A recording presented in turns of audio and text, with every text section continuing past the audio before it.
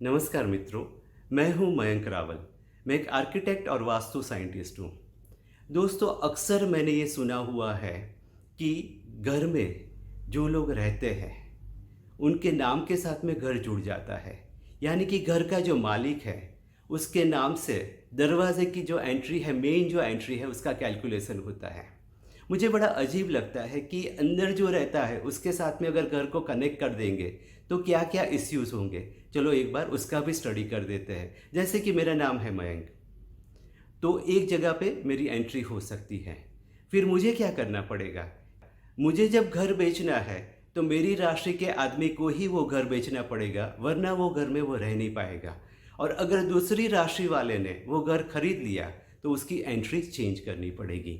वो चेंज करेंगे और पता नहीं कि कहाँ पे वो एंट्री होगी। हो सकता है कि लिविंग रूम की जगह वो बाथरूम से एंट्री करनी पड़े, या तो बेडरूम से एंट्री करनी पड़े, या तो किचन से एंट्री करनी पड़े।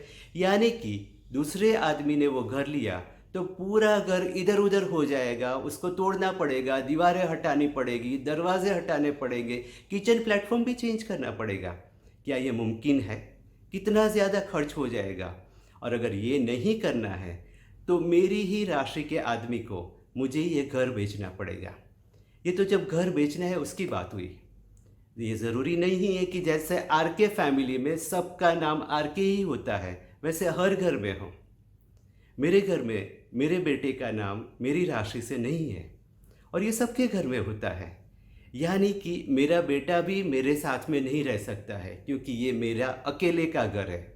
मेरे घर में अगर 4 लोग हैं तो घर के 4 दरवाजे बनाने ज़रूरी है, क्योंकि हर एक की राशि के मुताबिक एक एक दरवाज़ा मेरे घर में आएगा और उस दरवाजे से हम एंटर होंगे।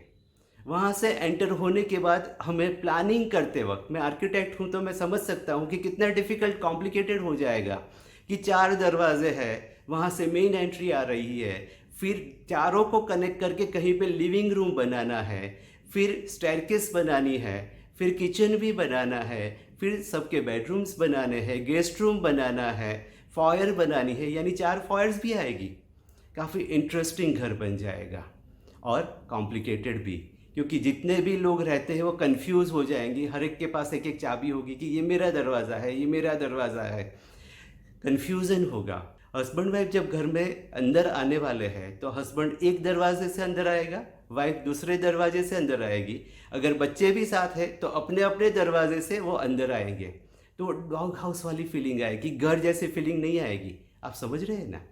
यानी ये जो बातें हैं वो काफ़ी कन्फ्यूज़न वाली हैं, वो प्रैक्टिकल नहीं है। और हमारे इंडियन साइंसेस जो है ना वो प्रैक्टिकल है, ह्यूमन फ्रेंडली है, उसमें कोई कॉम्प्लिकेशन नहीं है। एक साधारण सा आदमी भी हमारे साइंसेस को समझ सकता है। हाँ, उसमें वो क्षमता होनी चाहिए। फिर 2 मिनट में अगर हमारे साइंसेस को समझने हैं तो वो नूडल्स तो है नहीं कि वो समझ लेगा, और 2 मिनट में सिर्फ नूडल्स ही बनते हैं। मैंने तो देखा हुआ है कि कुछ नूडल्स 2 मिनट में भी नहीं बनते हैं। तो अगर नूडल्स नहीं बनते हैं तो एक साइंस तो आप कैसे समझ पाएंगे? यानी आपको पूरे रिस्पेक्ट के साथ, पूरी धीरज के साथ ये साइंस सीखना पड़ेगा, समझना पड़ेगा। अगर आप समझ पाएंगे तो आपको ये भी पता चल जाएगा कि ये बहुत सिंपल सा साइंस है। उसमें मैथमेटिक्स है, उसमें सोशल साइंसेस है, उसमें सोशियोलॉजी है, साइकोलॉजी है, क्लाइमेटोलॉजी है। हमारी लाइफ से जुड़े हुए सारे साइंसेस वास्तव में इनकॉर्पोरेट किए गए हैं। मुझे लगता है कि अब आप समझ रहे होंगे कि अगर जो घर में रहता है उसकी राशि के मुताबिक दरवाजे बनाते हैं तो ये साइंस कितना कॉम्प्लिकेटेड हो जाएगा। चलो मान लिया कि घर का जो मालिक है उसी के नाम से दरवाजे का कैलकुलेशन होता है, तो मेरे बाद में मेरा बेटा ये घर इस्तेमाल नहीं कर सकता है, उसको नया घर लेना पड़ेगा क्योंकि उसकी राशि गलत है।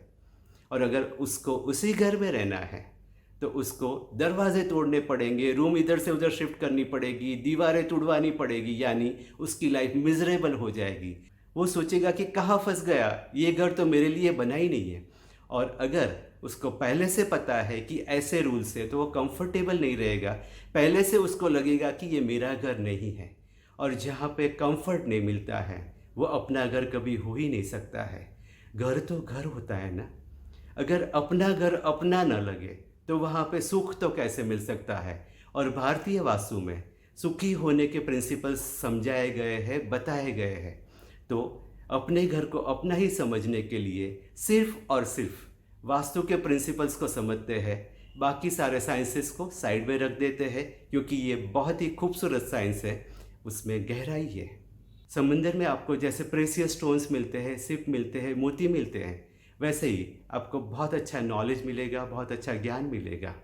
तो इस सब्जेक्ट को सिर्फ वास्तु ही रहने देते हैं, किसी और सब्जेक्ट के साथ में उसको मर्ज नहीं करते हैं। मैंने तो इसका स्टडी किया हुआ है, इसलिए मैं तो समझता हूँ। अभी आप भी समझते हैं ना। Thank you very much.